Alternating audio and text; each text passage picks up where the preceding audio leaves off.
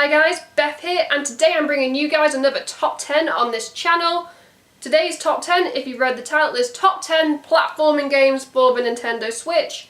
That's right, the Nintendo Switch has a lot of platformers, but this is just my top 10 list, so if you're interested in my opinions, let's just stop rambling and dive right in.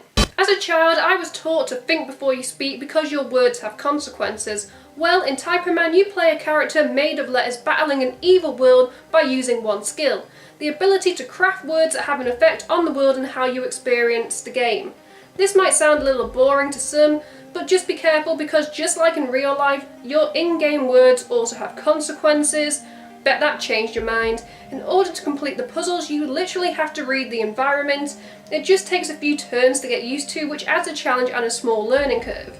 What drew me into the game most is the gothic feel, the moody atmosphere that complements the hostile environment you inhabit, which makes each level feel different, even if at times you find yourself pulling out your hair because you have to repeat a level or two. Welcome to the dark world of Hollow Nest. Yes, Hollow Knight made it onto my list because I'm not stupid and it's a great game. If I'm being honest, I'm not usually drawn to Metroidvania style games, but Hollow Knight feels special and a game that only comes out once every blue moon. The art style is amazing, and Team Cherry deserve a big pat on the back, but also because they have created an in-depth world full of creatures and big bads and some of the best combat system I have come across on the Switch. The controls make the game easy to play, but don't be fooled by the gothic cute because Hollow Knight will have you shouting at your Switch when you die after getting so far. Indie games are a dime a dozen on the eShop, but if you can only afford one game, try Hollow Knight and see for yourself what all the hype is about. I remember watching my older brother play this trilogy, and now the 3 games have been remastered so I can play them on my own console, so I don't have to fight with my brother over the PS1. You take on the role of Crash, taking on the evil Dr. Neo Cortex who wants to take over the world, you know, the generic tropes. But what really impresses is the updated graphics and visuals, which have come a long way from the dodgy 90s that wouldn't pass nowadays.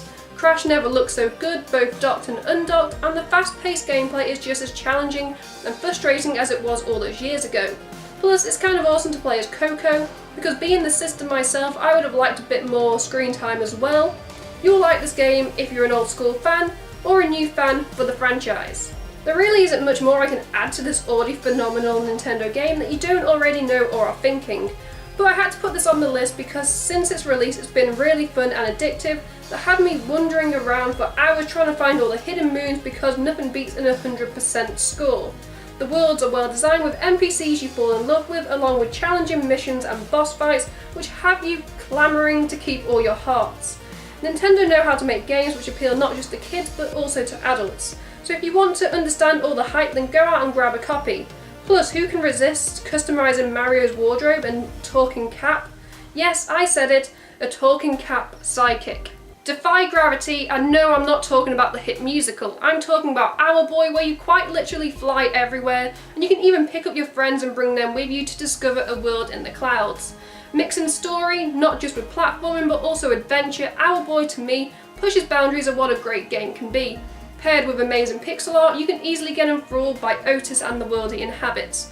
What makes the game even more interesting is the fact Otis doesn't really have any powers to take on the sky pirates and bad guys, so you have to carefully select allies who bring their own skills and weapons to the table.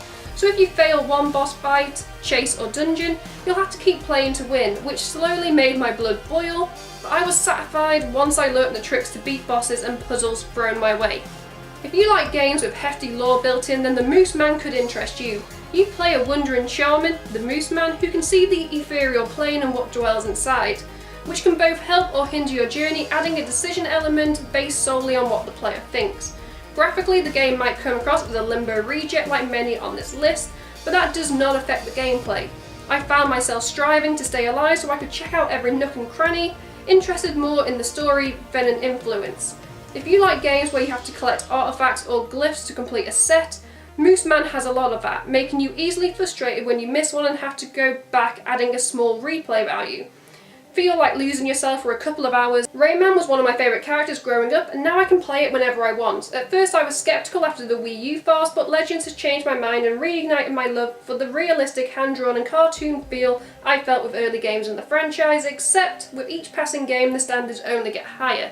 The reason the game made this list is the ability through local play to pair it with 3 friends to take on the game. Just be prepared for lots of arguments. With other franchises such as Crash and Spyro getting the modern treatment, it was about time Rayman got some of that love. One small village, a bunch of kidnappings, lost rescuers and a whole ton of challenging puzzles sound good to you? You play Toby, who will enter a dark and dangerous world to save his friends. If you enjoy side-scrolling and black silhouette graphics and gameplay similar to Limbo, except Toby has a splash bit more of colour, then you might just like this game. Just be careful because traps lurk around every corner, so you have to be on your A game when completing certain areas. 21 separate levels await you. Sound good? Have you ever wanted your story to be narrated by an owl who offers useful advice or mocks your failings? Then enter the world of Numbra, where your avatar controls a shadow core, the ability to create shadow blocks to propel themselves and help complete puzzles, which makes up this 2D platformer. Just be wary, you can only create a certain amount of blocks before you have to regenerate, which makes timing and skill crucial. The game doesn't want you to win that easily. After the first few levels get you on your feet, the game slowly curves in difficulty, meaning you have to strike a balance and plan ahead to a degree if you don't want to keep dying. Personally, for me, Lightfall has some of the hardest levels, which is odd because the game's beautiful visuals and sweet soundtrack lead you astray, which is one of the game's strong points. Side note, feel brave, then attempt speedrun mode, not for the faint-hearted. Semblance turns platformers on their head, offering the player a rare thing. It offers the player a choice of what they want to do in this beautifully crafted minimalistic world without telling you what you must do in order to advance the game. You play a blob. Yes, I said it, you play a blob who throws himself at everything to dent and shape them, allowing you to make a staircase out of thin air like magic. One good thing about Semblance is the way you access levels with ease, not having to contend with challenges such as gates. Instead, you can start a level and then leave it for another one, then come back later on once you figure the level out. A game without boundaries is something I wasn't used to at first, but Semblance grew on me and I've recommended it to several friends. Just be wary of those unsolved puzzles building up.